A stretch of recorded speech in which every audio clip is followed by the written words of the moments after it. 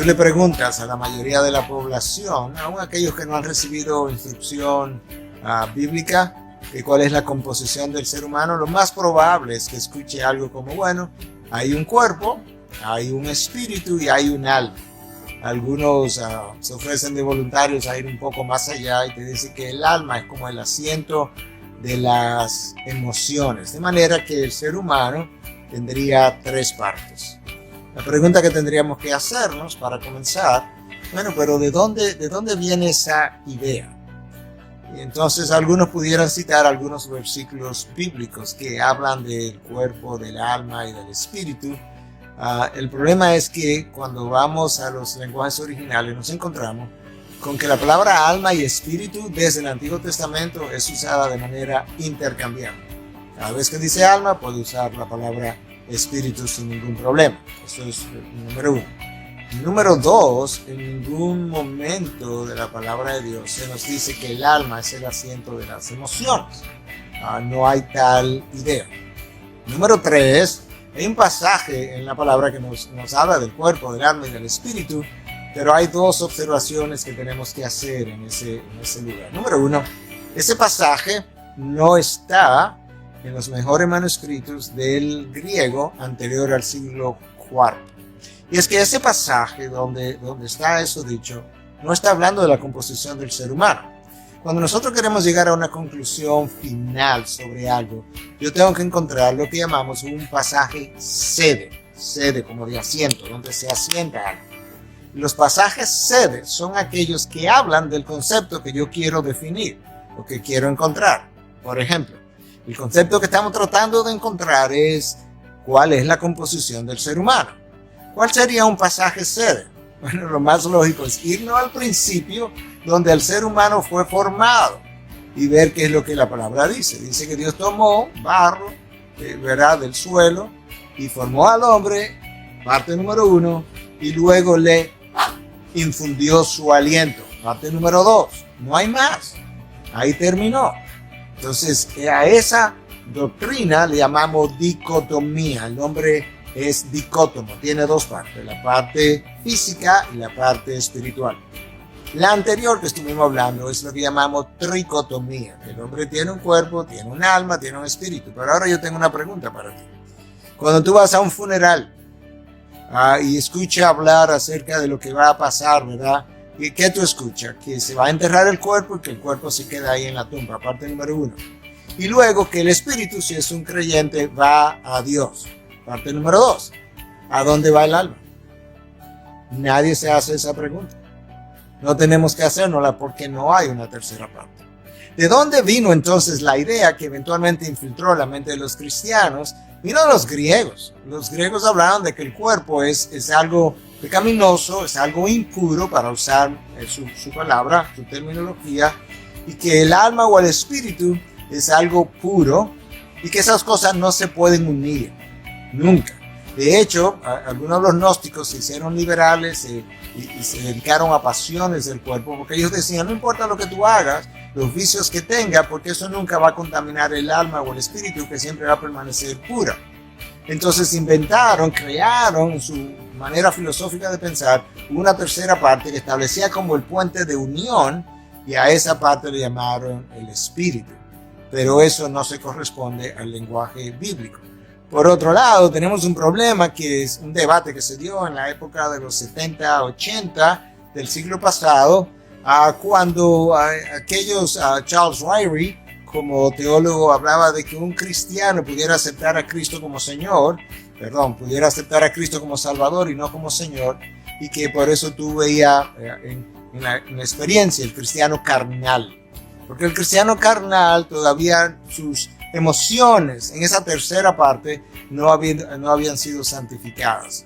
Bueno, realmente en la palabra de Dios no hay tal cosa. De hecho, tú no puedes aceptar a Cristo como Salvador sin aceptarlo como Señor. Eso es lo que Él es todo el tiempo. Error número 1, y error número 2 es pensar que como lo aceptaste como Salvador nada más, tú puedes tener todas estas pasiones descontroladas y tú eres un cristiano carnal y que ahora hay que santificar tus emociones en esta tercera parte. Eso no está en la Biblia. Yo creo que la Biblia es bastante clara. El nombre es dicótomo, cuerpo, la segunda parte, el alma o el espíritu, que es lo mismo? Muy buena pregunta. Sí, en esta doctrina existen dos perspectivas. Una se llama la dicotomía, dicotomos, o sea, percibir dos en uno, o dos y no en tres. ¿Qué significa esto? O sea, hay cristianos que creen que el alma y el espíritu es lo mismo. Sin embargo, cuando recurrimos a las palabras en su original hebreo, encontramos que la palabra alma y la palabra espíritu son completamente diferentes. Génesis 35, versículo 18. Génesis 35, 18. Aconteció que al salírsele el alma, pues murió, llamó su nombre Benoni. Esta palabra alma en el hebreo es nepesh, pero la CH en el hebreo se pronuncia como J. Entonces podríamos decir nepej, con J. Entonces, la palabra alma en el original es nepej. Y en el versículo 29 de Génesis 35, el mismo capítulo, dice, exhaló Isaac el espíritu y murió y fue recogido a su pueblo. La palabra espíritu es ruach, que se pronuncia ruach también. Entonces, etimológicamente, que es el estudio de las raíces de las palabras, no podemos sostener que el alma y el espíritu sean iguales, porque Dios usa dos principios diferentes en cuanto a sus términos o a su terminología. Y cuando estudiamos ya más adelante la Biblia, nos damos cuenta que somos un espíritu, tenemos un alma y vivimos dentro de un cuerpo.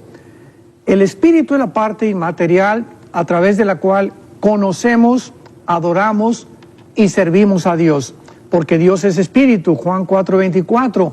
No podemos conocer a Dios más que espiritualmente y adorarlo espiritualmente. Cuando nosotros entendemos esto, nos damos cuenta de que el alma es el asiento o la mente, es los sentimientos, las emociones, la voluntad y el intelecto. Y cuando ya profundizamos más, nos damos cuenta que el alma y la mente son diferentes al cerebro. O sea, el alma pertenece al mundo espiritual, los pensamientos pertenecen al mundo espiritual porque el cerebro no los produce como produce el hígado o la bilis o los intestinos, todos los productos que nosotros tenemos como gástricos, sino que el cerebro es solamente el órgano. Cuando nosotros morimos, en el caso de Lucas 16, cuando la historia la contó Jesús de el rico y Lázaro, que no es una parábola, es una historia real, nos damos cuenta que el hombre que se encontraba en el infierno estaba consciente y recordaba, o sea, su cerebro había muerto, estaba en la tumba su cerebro. Así que, ¿cómo podía él seguir pensando en la otra vida si el cerebro es la fuente de los pensamientos y del alma?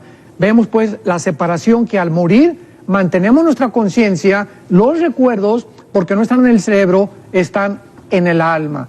Entonces el alma es muy diferente del espíritu. Y finalmente, cuando el alma es recibida en el cuerpo, dice Levítico capítulo 17, claramente cuando explica Dios acerca de lo que es la sangre, y dice lo siguiente, versículo 11, Levítico 17, 11, la vida de la carne en la sangre está. Y esta palabra vida es nepesh, el alma.